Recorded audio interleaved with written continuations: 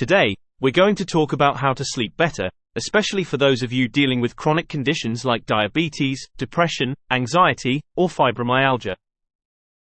Sleep is crucial for everyone's well-being and even more important when you have a chronic or long-term condition which often causes pain, fatigue, or symptoms like restless legs.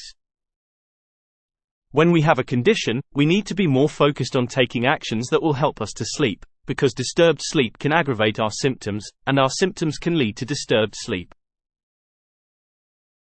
Now, let's look at some tips that you can try to make sure you're getting the rest you need. Focus on creating a sleep-friendly environment. Make sure your bedroom is cool, dark, and quiet.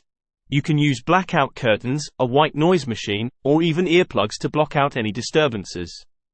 Also, invest in a comfortable mattress and pillows that support your body and promote relaxation.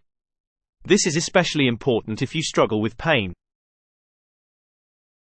Establish a consistent bedtime routine.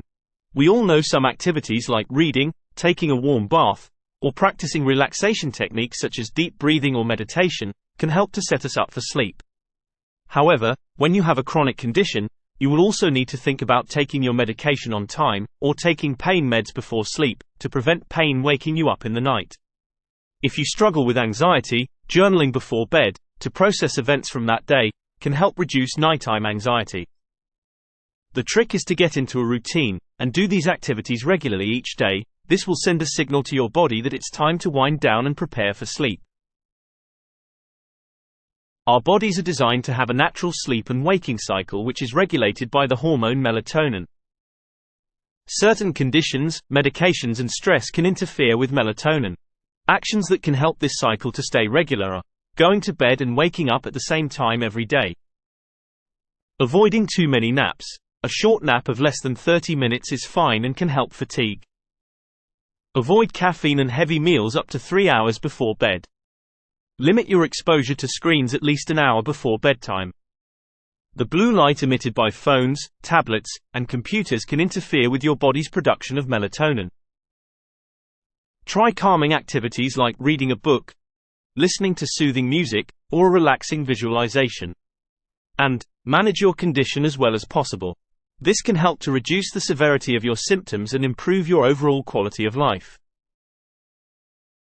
Some medications for chronic conditions like diabetes, depression or anxiety can interfere with sleep. This depends on how the medication interacts with your unique body and circumstances. Review your medications with your doctor if you think side effects may be affecting your sleep. The doctor may be able to adjust your medication or suggest alternative treatments to help improve your sleep quality.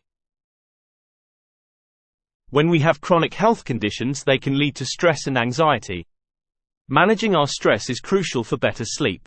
Build some practices into your daily routine that can help to reduce stress, such as a relaxing walk, yoga, or mindfulness meditation.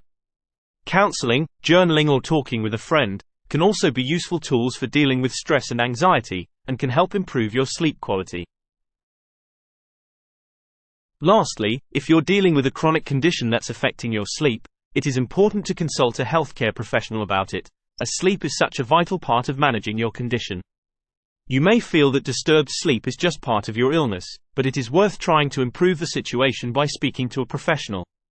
They can help you identify the root cause of the issues and recommend appropriate and tailored treatments or therapies to improve your sleep quality. Or they can refer you to a specialist if problems persist. Remember, sleep is essential for our overall health and well-being. We've gone through a lot of tips that can be helpful, but it may seem like a lot to do when you're already unwell.